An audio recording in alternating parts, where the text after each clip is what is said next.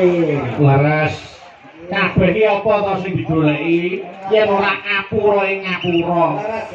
Ana pinggete ngrasa antarane tangga siji lan sijine aja dilestarekke ning kudu ndang diilangke. Cocok. Nggih mboten. Napa-napa niku wong jenenge menungso yen isih urip mesti kedunungan salah lan dosa.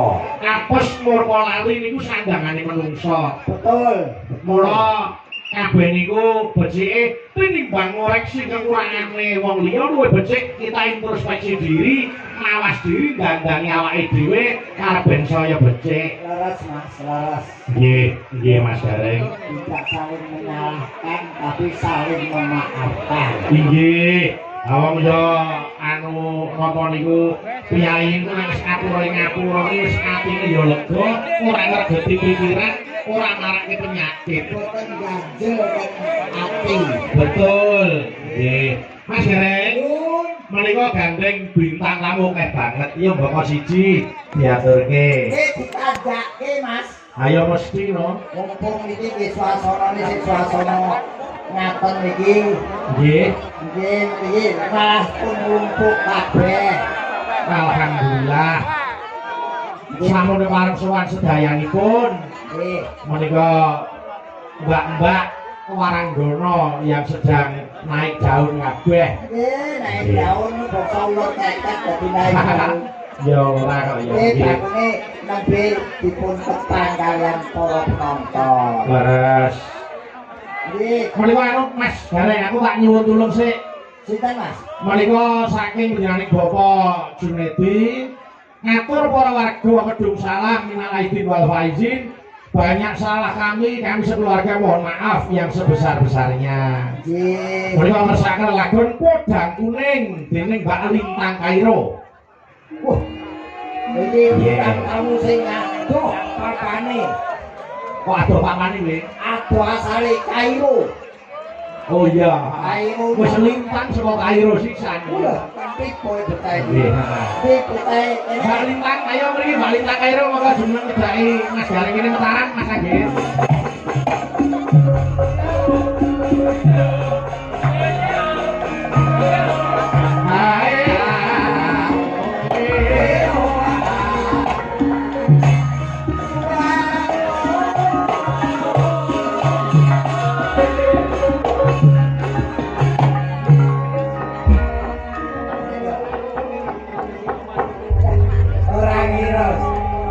bocah kaya pring kok Sik kodane Primen to?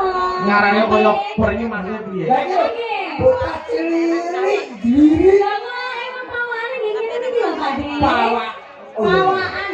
pawaan iki ora iso ninggal sekolah iki Nggih. sing penting ada cilik sehat ya Bro Sehat Pak De, alhamdulillah. sik dimana ditepung piye kene jenengmu komplit sapa Dok? Nggih saderengipun ngaturaken sedalu Kakang para bapak ibu sedaya Masya Allah. Niki kok takjub sekali penontonnya sangat banyak Pak De.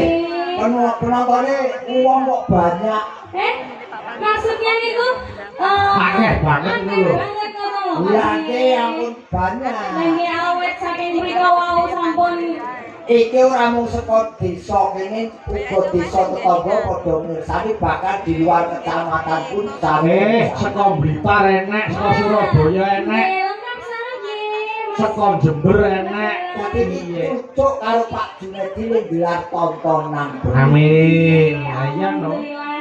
Nggih. jenengmu sapa jenengmu Kula Lintang Kairo. komplite Lintang Kairo. Tok wis tok tok. Lintang Kairo wis komplit kuwi. Sajane wonten lho Pak De. apa Dulu niku namanya Ubay Lintang Fatmarwari Ngalah Khairun. Panjang kok Pak De? wis kuwi wae lintang kairo wae Lintang Kairo ta? sing diwongno angel ora tuwa lintang kairo lintang ki lincah bocahe tanggapane rame Nah, masa lho Pak De? lho kok iki kaya amin Ayo Mbak Lintang iki didongakne leluhur ya kudu amin no. Amin. kok tembungmu ra enak Apa nek salah lho? didongakne leluhur ki wis podare Lah niku rak pikiran sampeyan sing kok arep kuwi piyai sepuh sing luhur bebudene ngoten lho. Ngoten lho Pak. Sepuh kok luwur. Nggih. Ora ya padha to Pak. Ya ora beda. Anu Rita isih sekolah, Duk, sayang. Kasih kelas tunggal SMA Samudra. SMA pundi, Mbak Lintang? SMA 1 Puncul Mas Dalang. SMA 1 Puncu. Nanti kalau dibersani Bapak Ibu gurune ben bangga, SMA ini ya ben bangga duwe murid yang berprestasi kaya Mbak Lintang kae lho. Bae aku ya wis tuwa. Jebul biyen iki sing mentik-mentik saiki SMA ya wis ora apa-apa, sing penting sekolah ditutupi, karir tetap berjalan tapi sekolah tetap ditempuh dengan baik dan benar.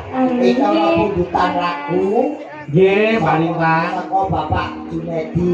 Nggih, saking Pak Jun ngersakaken podhan kuning. Ya dibawani sik kaya apa suarane. Bapak Jun kita sik enggak? Ayo jelas ngaten. Ingkang pundi? Ah. Bapak Jun. Alhamdulillah panjenengan kita sik pinara enggak? Ayo Pak Jun niku nek ngersani ringgit iki mesti tutup lho. Untuk nadyan mau esuk tanine yo didadak. Mergo ketahuan iki jura-jura. Lagi toh. Saiki sih Tanggung jawabnya itu sangat besar sekali loh. betul. Iki ape dibawane kok. Podang kuning. Nggih, dibawani ya gawane no, podhan kuning. Monggo, piye Pak Lintang? Monggo.